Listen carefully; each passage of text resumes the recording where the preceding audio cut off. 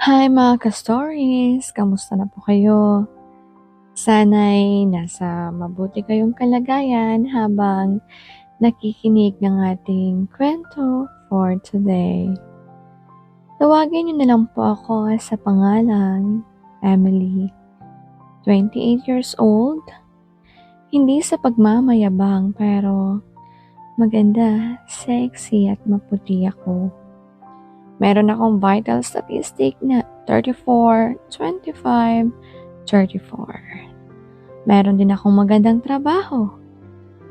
Isa akong secretary sa isang kilalang company sa Maynila. Bukod sa pisikal na anyo ay may ibubuga din ako pagdating sa patalinuhan. Kaya nga, sa sandaling panahon, na-promote agad ako ng boss ko. Staff lang ako dati pero dahil siguro sa galing ko sa trabaho, na-promote agad ako.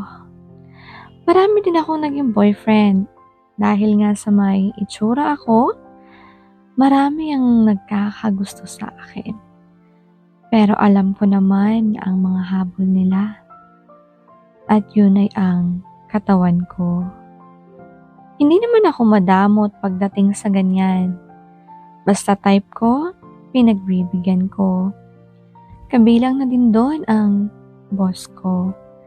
Kaya nga, madali din akong na-promote dahil pinaliligaya ko siya sa tuwing malungkot siya. Marami silang pinaliligaya ko sa company namin. At syempre, sumasaya din ako dahil bawat sa kanila, sinusuportahan ako. Libre na kondo ko, sasakyan at mga mamahaling gamit. Kumbaga, gamitan lang yan. Emily, tawag sa akin ng boss ko. Yes po, boss.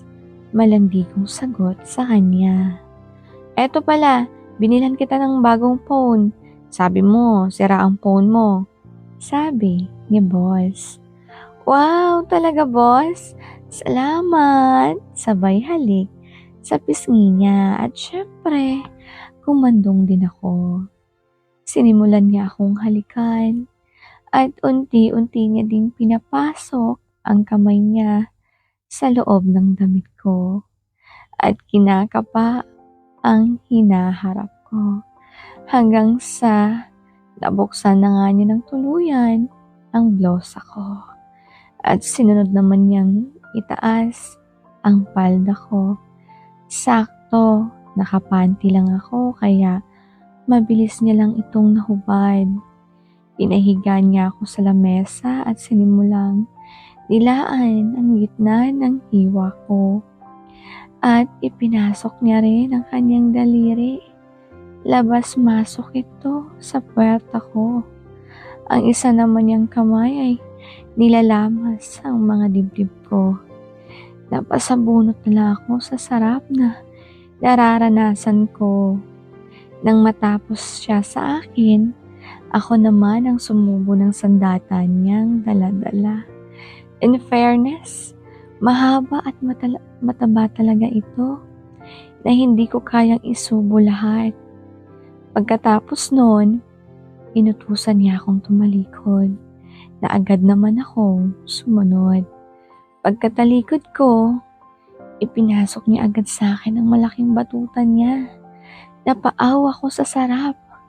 Unti-unting lumabas-pasok ito sa bukana ko.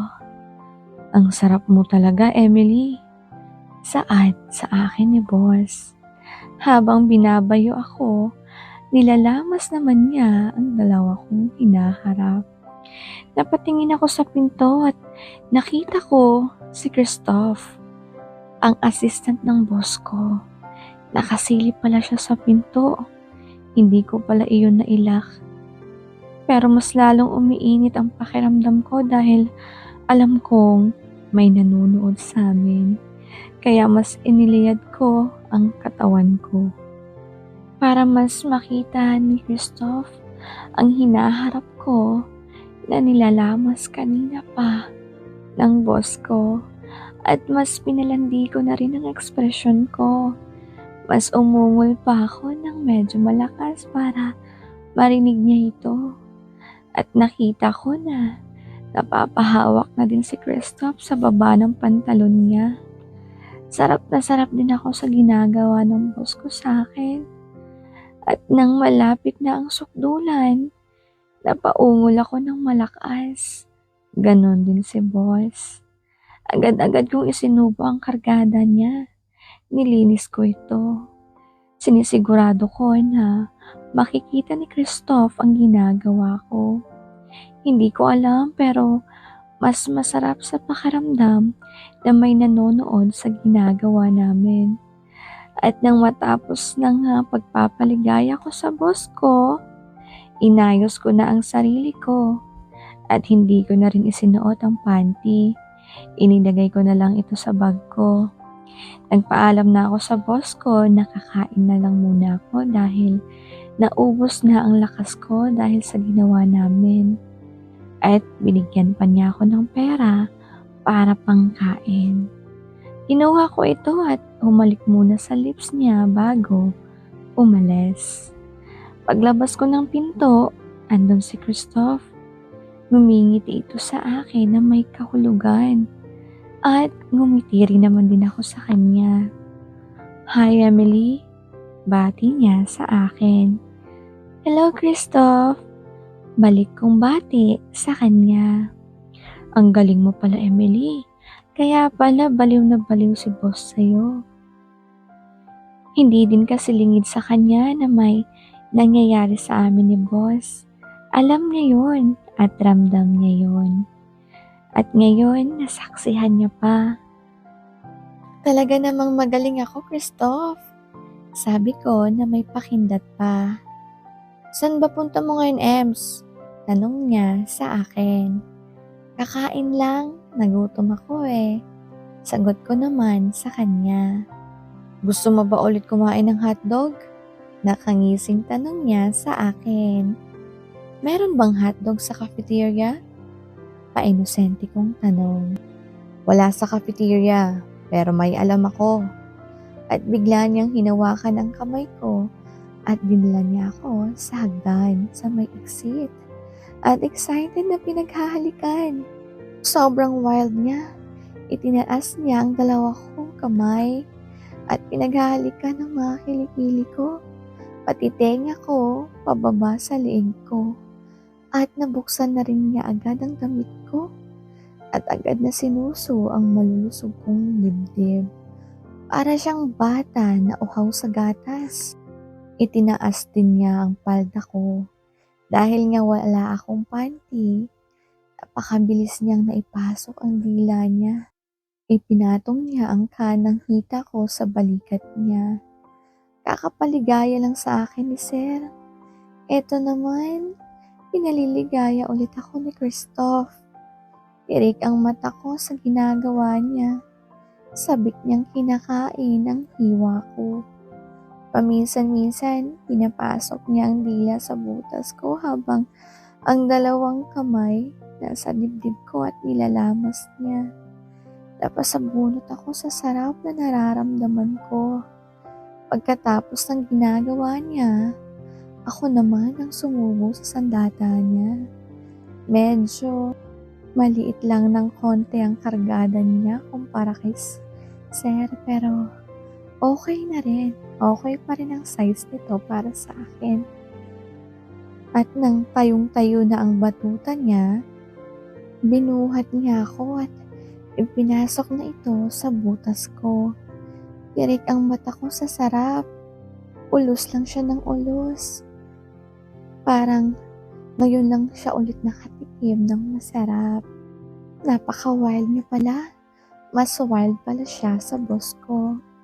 Ibinaba niya ako at pinatalikod paharap sa pader. At sinimulan ulit akong batutahin.